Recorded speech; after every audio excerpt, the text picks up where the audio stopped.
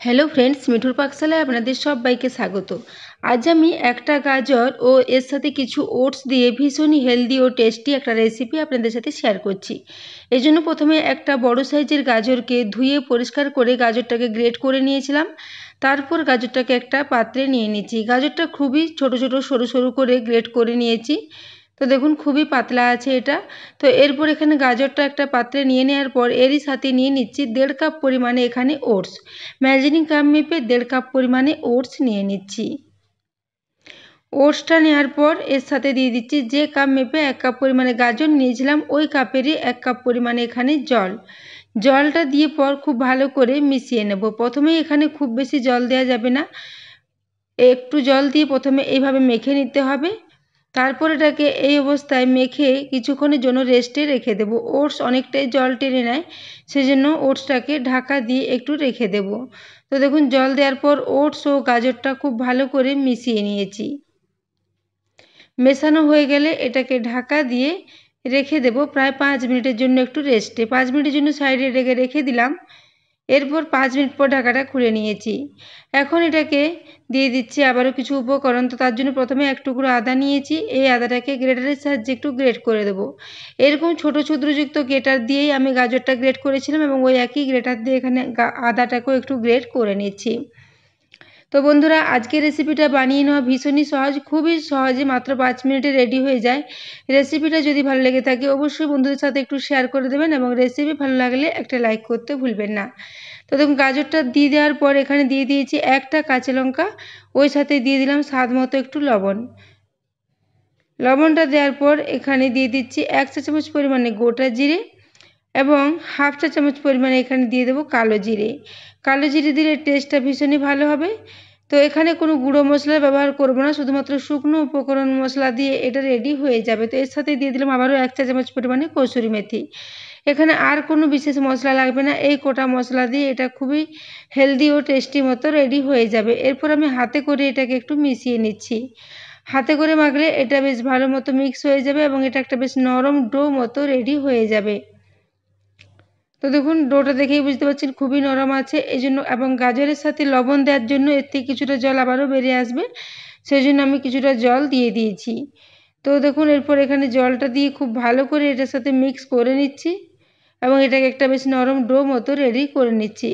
তো বন্ধুরা, আজকের এই রেসিপিটা আপনারা সকালে ব্রেকফাস্টে বা বাচ্চাদের স্কুলে টিফিনে বা বিকেলের দিকেও স্ন্যাক্স হিসেবে বানিয়ে নিতে পারেন।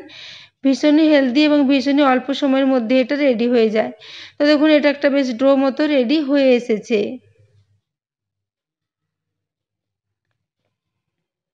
তো এটাকে এইভাবে ডো মতো একটু রেডি করে নিলাম। তারপর পরিষ্কার করে হাতটাকে ধুয়ে নিয়েছি। হাতটা ধুয়ে নেওয়ার পর একটা পাত্রে আবারও কিছুটা জল নিয়েছি। এরপরে জলের বাটির উপর হাতটা আঙুলগুলো একটু ভিজিয়ে নিলাম। তারপর আরেক হাতেও ওই জলটা মাখিয়ে নিলাম। জল হাত করে এইভাবে ওটসের যে কোনো রেসিপি তৈরি করতে গেলে আর হাতে লেগে যাবে না। তো দেখুন জলটা খুব ভালো করে হাতে মাখিয়ে নেওয়ার পর এটা হাতে লেগে যাচ্ছে না। এরপর এটাকে এভাবে গোল গোল পাকিয়ে একটু চ্যাপ্টা চ্যাপ্টা টিকিয়ার আকারে রেডি করে নিচ্ছি। আপনারা এটাকে আবারও অন্য যে কোনো শেপে রেডি করে নিতে পারেন, তবে এরকম চ্যাপ্টা চ্যাপ্টাভাবে শেপে তৈরি করলে এটা ফ্রাই করতে সুবিধা হবে। তো দেখুন এরপর আমি এগুলোকে এইভাবে একটা তৈরি করে নিয়েছি। এরপর এটাকে প্লেটের মধ্যে নিয়ে নিচ্ছি। তো খুব সহজে শুধুমাত্র গাজর ও ওটস দিয়ে ভীষণই হেলদিভাবে রেসিপিটা তৈরি হয়ে যায়। রেসিপিটা বন্ধুরা যদি ভালো লেগে থাকে তাহলে অবশ্যই চ্যানেলটি সাবস্ক্রাইব করে আবার পাশে থাকবেন এবং পাশে থাকা বেল আইকনটি অবশ্যই প্রেস করে রাখবেন, তাহলে আমি যে কোনো নোটিফিকেশানে ছাড়ি না কেন তো সবার আগে আপনার কাছে পৌঁছে যাবে। তো দেখুন এইভাবে আবারও একটা রেডি করে নিলাম।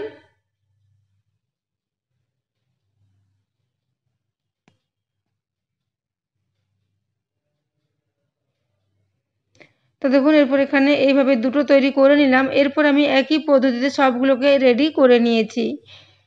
তো দেখুন সমস্ত টিক্কিগুলো একইভাবে রেডি করে নিয়েছি। এদিকে আমি গ্যাসে একটা তাওয়া বসিয়ে দিয়েছি, তাতে এখানে 2 চা চামচ পরিমাণে নিয়ে নিচ্ছি ঘি। ঘিয়ের পরিবর্তে আপনারা যে কোনো ধরনের তেল দিয়েও এটাকে ফ্রাই করতে পারেন। তো ঘিটা দিয়ে তাওয়ার চারিদিকে হাতার সাহায্যে খুব ভালো করে একটু মেখে নেব। তেলটা খুব ভালো করে মাখিয়ে নিয়েছি। এরপর ওই যে টিক্কিয়াগুলো রেডি করে রেখেছিলাম সেই টিক্কিয়াগুলো একে একে এই তাওয়ার উপরে দিয়ে দেব।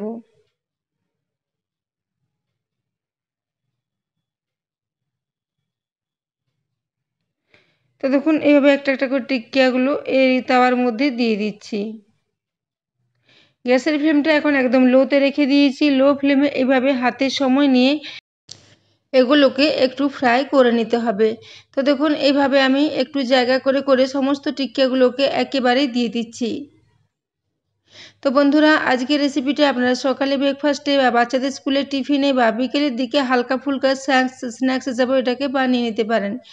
তো ভীষণই হেলদি হবে রেসিপিটা। তো দেখুন এরপর এগুলো সমস্ত দিয়ে দেওয়ার পর নিচের দিকটা প্রায় 2 থেকে 2.5 মিনিটের জন্য একটু রেখে দিয়েছিলাম, তাতে নিচের দিকটা খুব ভালো মতো হালকা লাল হয়ে গেছে। এরপর এখানে সমস্ত টিক্কিয়াগুলোকে একে একে উল্টে দেব। তো বন্ধুরা, আজকের রেসিপিটা বানিয়ে নেওয়া ভীষণই সহজ। খুব সহজেই সকালবেলা তাড়াহুড়োর মধ্যে আপনারা এই রেসিপিটা বানিয়ে নিতে পারেন। এটা খুবই চটজলদি, খুব কম উপকরণ দিয়ে রেডি হয়ে যায়। তো দেখুন একে একে সমস্ত টিক্কিয়াগুলোকে এখানে উল্টে নিচ্ছি।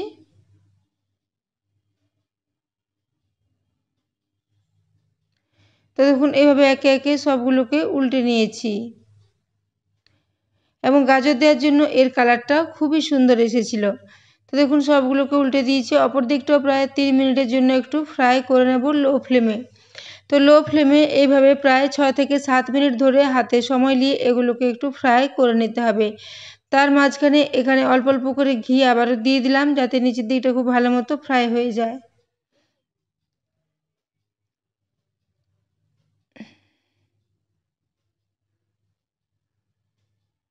তো দেখুন আবারও অপর দিকটা হয়ে গেছে। এরপর এগুলোকে উল্টে নিচ্ছি। তো আজকের রেসিপিটা আপনারা চাইলে যে কোনো ধরনের চাটনির সাথে সার্ভ করতে পারেন, খেতে ভীষণই ভালো লাগবে। তো দেখুন এরপর একে একে সবগুলো উল্টে দিচ্ছি। এখন দুদিকটাই খুব ভালো মতো করে ফ্রাই করে নিচ্ছি।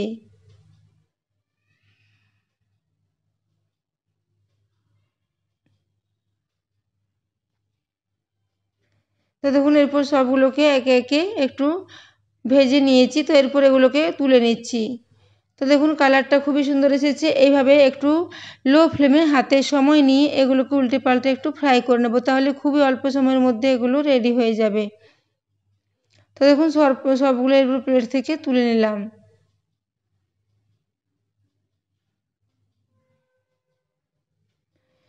তো দেখুন এরপর একটা প্লেটে সবগুলোকে সাজিয়ে নিয়েছি। এরপর একটা আপনাদের কেটে দেখিয়ে দিচ্ছি। ভীষণই হেলদি, ভীষণই টেস্টি একটা রেসিপি। অবশ্যই বাড়িতে রেসিপিটা একবার ট্রাই করবেন। তো দেখুন উপর থেকে ভীষণই মচমচে হয়েছিল এবং ভেতরটা খুবই নরম এবং সফট। এগুলো একদম ঠান্ডা হওয়ার পর ঠিকই থাকবে। তো দেখুন এইভাবে এগুলোকে আমি সার্ভ করে দিলাম। তো বন্ধুরা, আজকের রেসিপিটা এতক্ষণ পর্যন্ত দেখার জন্য আপনাদের অশেষ ধন্যবাদ।